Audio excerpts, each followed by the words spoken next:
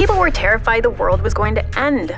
This is not one of the summer movies where you can close your eyes during the scary parts. A Senate panel describes Y2K, the year 2000 computer bug, as a worldwide crisis. The president called me one night and said, here's an office and an assistant, and don't let the world stop. Some called it the panic of the century, while others described it as a major world-changing threat, and they weren't exaggerating. In the late 90s, a tiny mistake in a computer code caused global anxiety. From top officials in Washington, D.C. to farmers in Alaska, everyone was worried that this computer glitch would end civilization. I'm Visual Venture, and this is the story of how one computer bug almost ended the world. Hope you guys have a beautiful day ahead. The beginning of the end. The year was 1993, and it was an exciting year. In January, Bill Clinton became the 42nd president of the United States. In June, a movie called Jurassic Park hit theaters. In August, Mighty Morphin Power Rangers first debuted on TV. However, in September 1993, the excitement suddenly turned into anxiety. That month, Canadian software specialist Peter Diager published an article in the Computer World magazine titled Doomsday 2000. The article described a mysterious computer glitch that was so terrible it could cause planes to fall from the sky, make banks lose track of their money, and crash every computer in the world. It was called the Y2K bug, and it had the power to collapse civilization.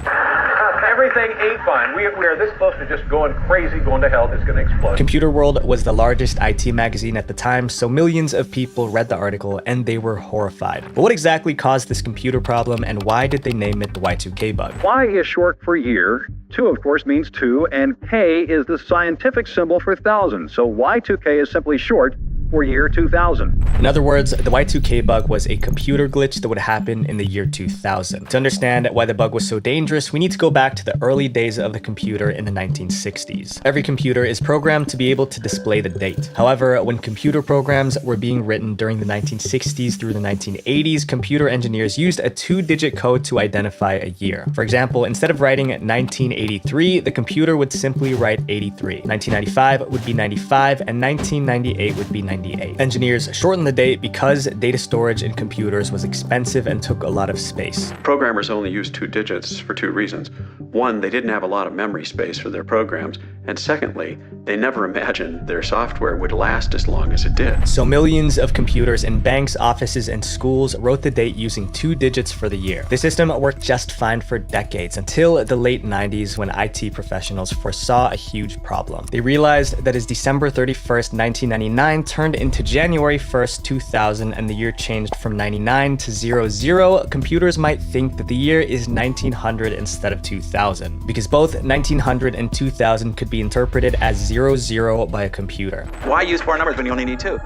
And then they recognize, what date is the computer going to think it is when we get to 2000? This would confuse computers because they wouldn't know the correct date. And although this seemed like a simple date error, it had devastating consequences. Many computers and computer chips around the world will think it's 1900, not 2000.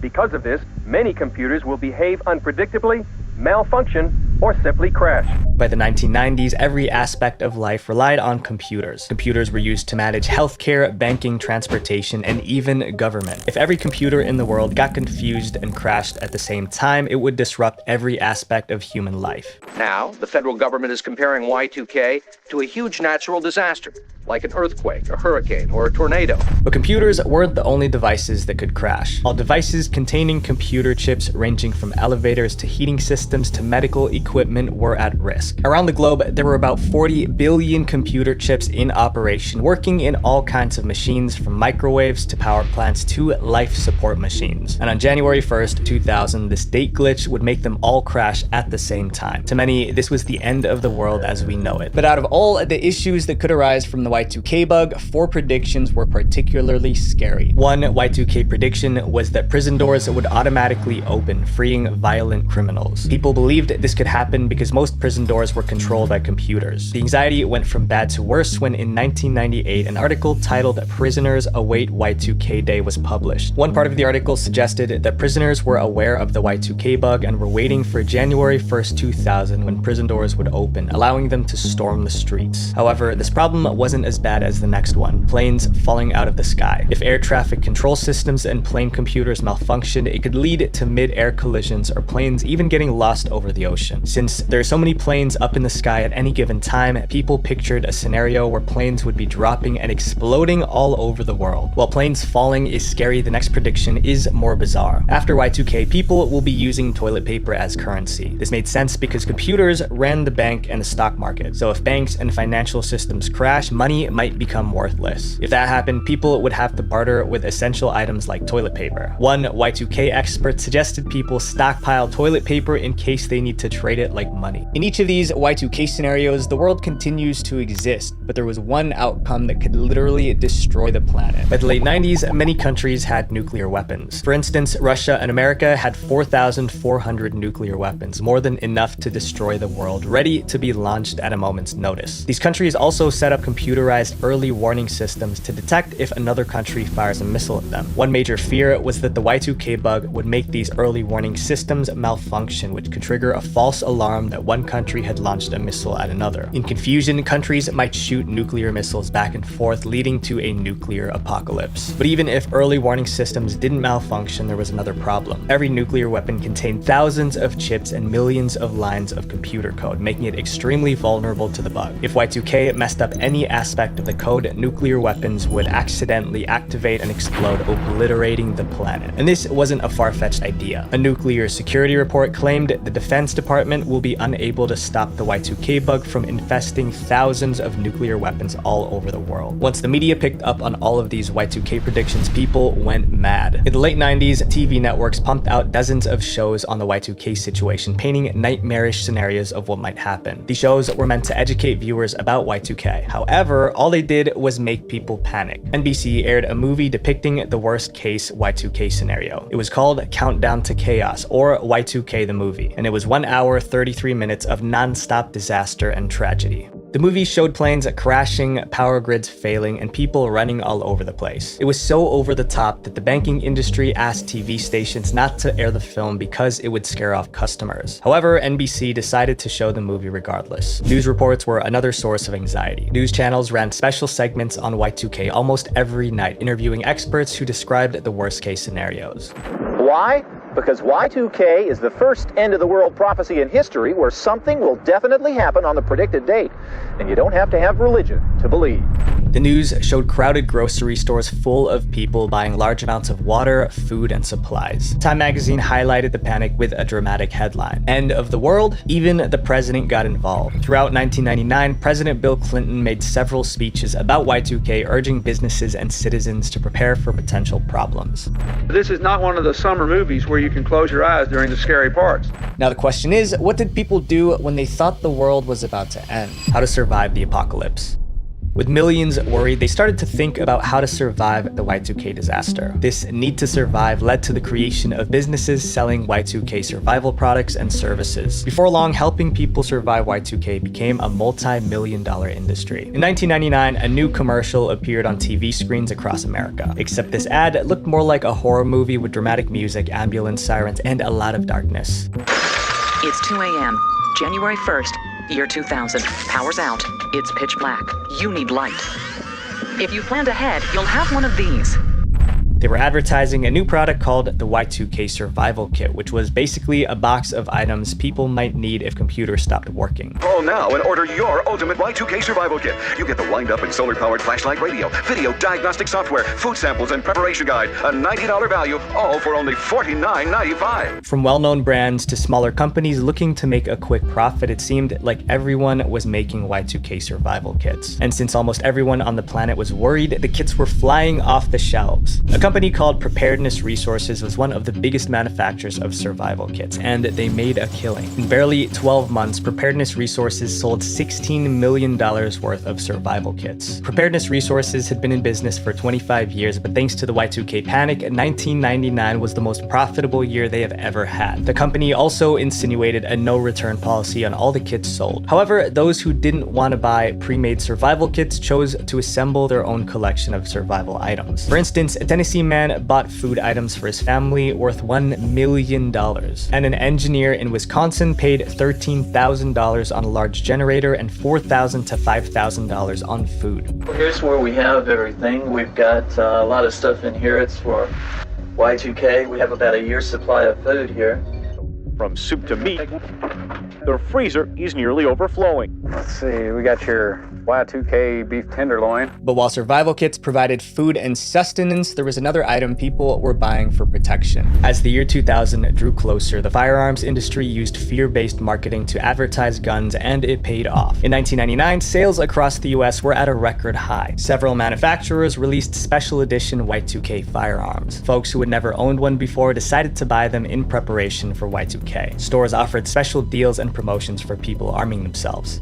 I'm going to opt for protecting my family. Ammo sales also soared during this period, with one store owner selling 9,000 cases or 9 million rounds in 2 days. Magazines urged readers to buy at least 2 firearms for Y2K. With so many new owners, there was also an increase in people taking training classes. However, more people buying weapons was bad news for law enforcement agencies. In December 1999 alone, the FBI conducted over 1 million background checks for prospective buyers. Law enforcement was worried that on New Year's Eve, millions will be hiding behind their doors ready. So I believe that there might be roving gangs. There might be just total unrest on the street. While some people relied on firearms for protection, others planned to stay safe by hiding in underground bunkers. Y2K bunkers were designed to protect families from chaotic situations like rioting gangs and food shortages. Most bunkers were built underground with reinforced concrete to withstand extreme conditions. Inside, they were stocked with essential supplies like food, water, and medical kits. People who owned land in rural areas built their bunkers on their own property. Some families also set up emergency bunkers in their basements.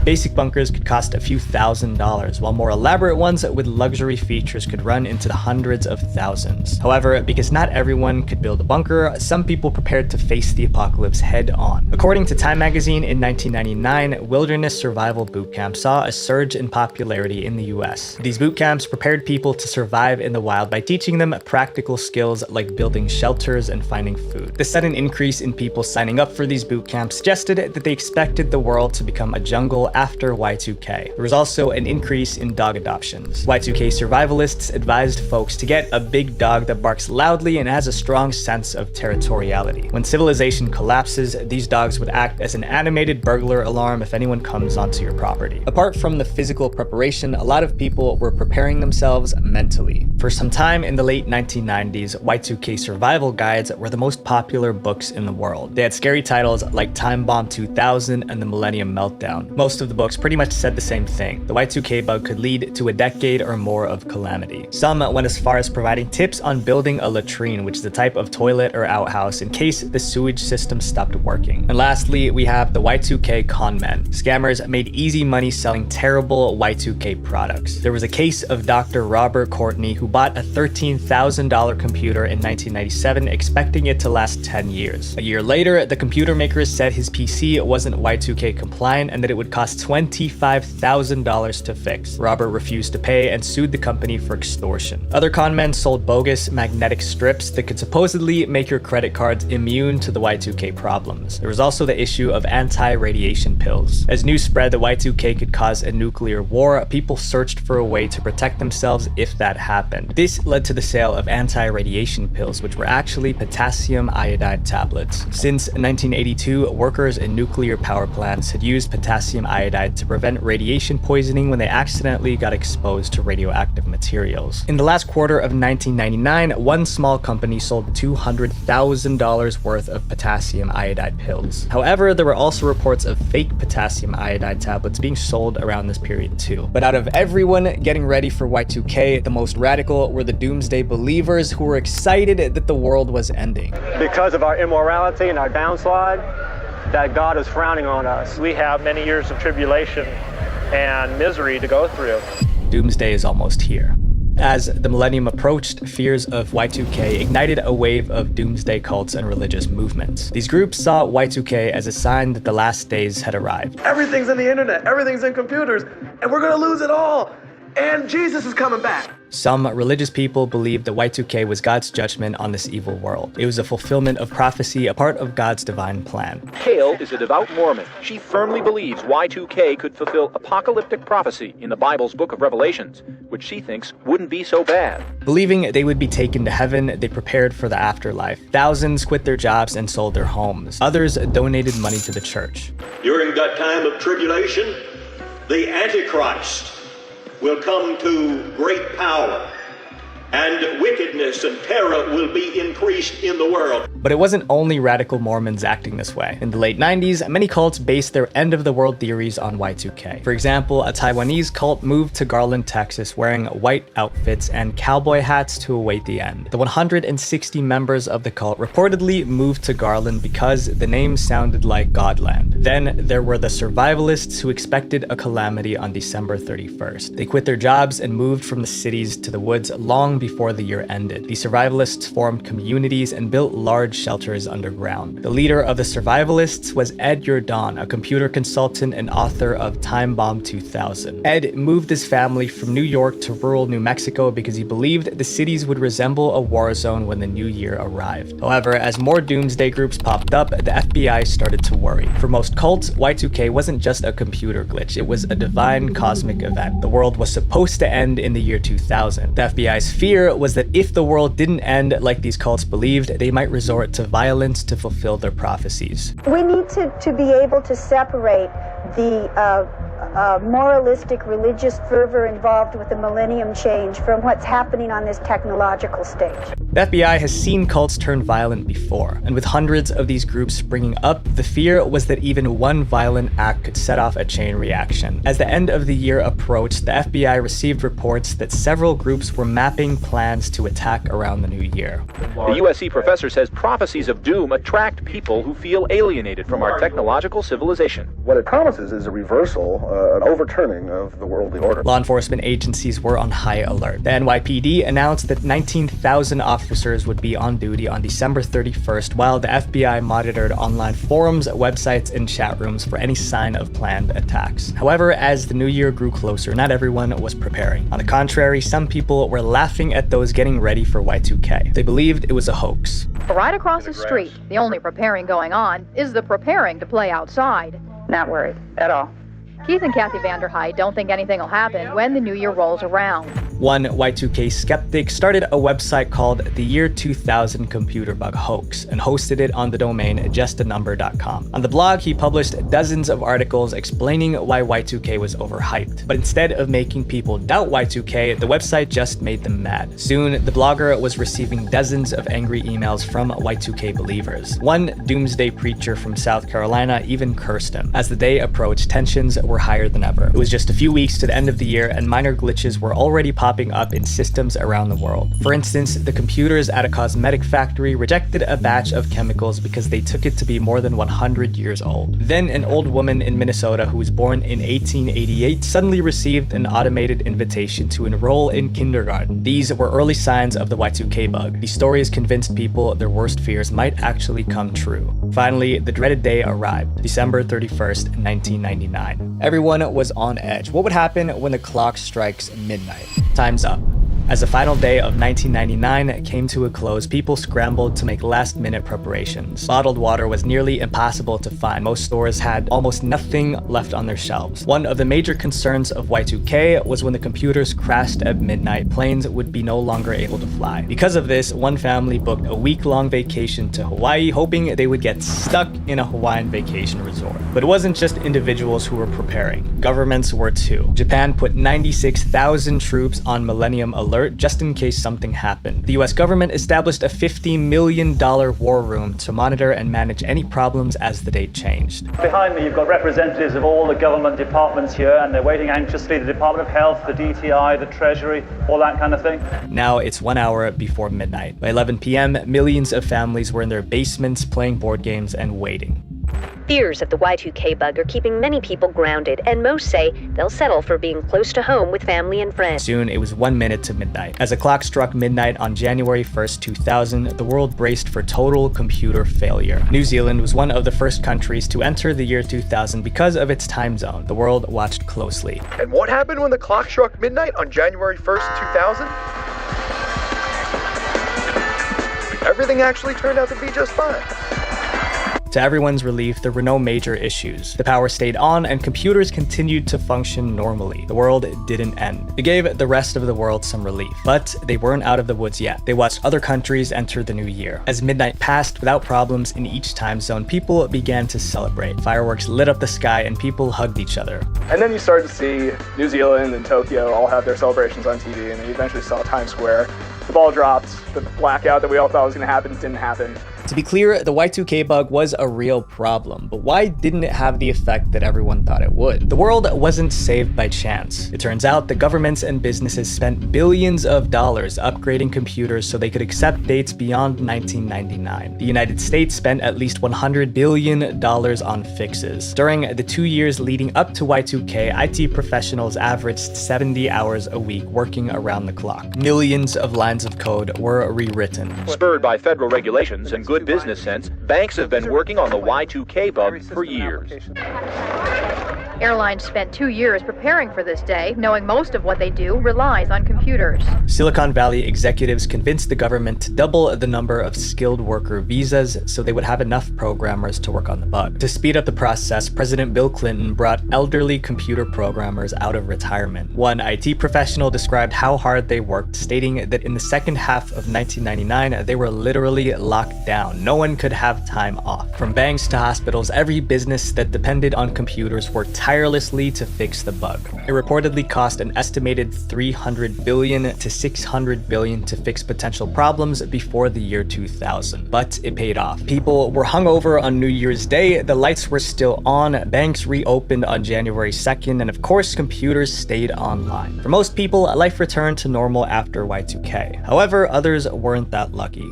Instead of an apocalypse, the new year greeted us with bizarre and unexpected incidents. Life after Y2K. This video store near Albany, New York, that presented a customer with a $91,000 late fee after a computer showed a movie was returned 100 years late. In the UK, a computer mistake caused 154 pregnant women to get the wrong Down syndrome test results. Because of this, 2 women ended up having abortions. In Germany, a man became an instant millionaire. In January 2000, his bank account was randomly credited with about $6 million. He didn't get to keep the money because bank officials fixed the error the next day. In Denmark, a baby born on January 1st was registered as 100 years old because of the Y2K glitch in the hospital computers. But not all issues were computer related. In Kansas City, a couple experienced one of the first crimes of the new millennium when criminals discovered they were keeping their life savings at home. So they took all their money, as well as thousands in stocks and bonds, and put them into a home safe, which turned out not to be such a great idea, since the 5-foot vault was stolen from the couple's home. Luckily for them, they received a New Year's miracle. The safe was found abandoned in a field with all the contents intact. The thieves evidently couldn't get it open. With the world still intact, bookstores were left with stacks of unsold Y2K survival books. Many people were stuck with survival kits and bunkers they no longer needed. One family had so much canned soup that it took them 15 years to use it all. In the aftermath, a surprising sentiment emerged. Many people began to think Y2K was a scam. They figured because nothing really happened, nothing was ever going to happen in the first place. There were very few problems. Was that because of the billions in dollars and man-hours poured into the fix, or because there was not much of a problem to begin with? Some CEOs even wondered if it was just a way for IT staff to make extra money, as one executive complained, "I signed off on $20 million and didn't hear one thing." One writer said it best: Y2K was either the biggest scam that's ever been pulled on mankind, or it's the most colossal disaster ever averted by mankind. As the new year began, the disaster didn't happen thanks to the preparation that went on behind the scenes. The hard work of many made it so that one computer bug almost ended the world, but didn't.